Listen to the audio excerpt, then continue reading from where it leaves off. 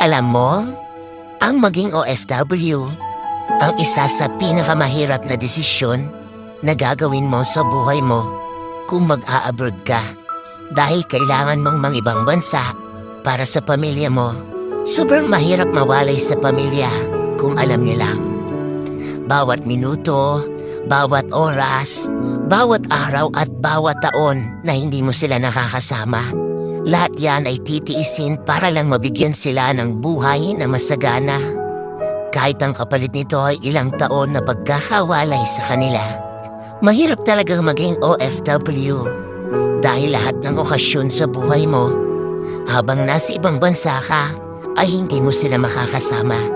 Nariyan ang graduation day, ang Pasko, bagong taon, at marami pang iba.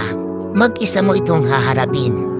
Oo, mag-isa, homesick, ang isa sa pinakamalakas na kalaban ng mga OFW na kapag hindi mo nalabanan, talo ka. Kailangan pag nasa ibang bansa ka, may baon kang 1 toneladang pasensya at gabundok malakas ng loob. Dahil lahat ng laban dito, haharapin mong mag-isa.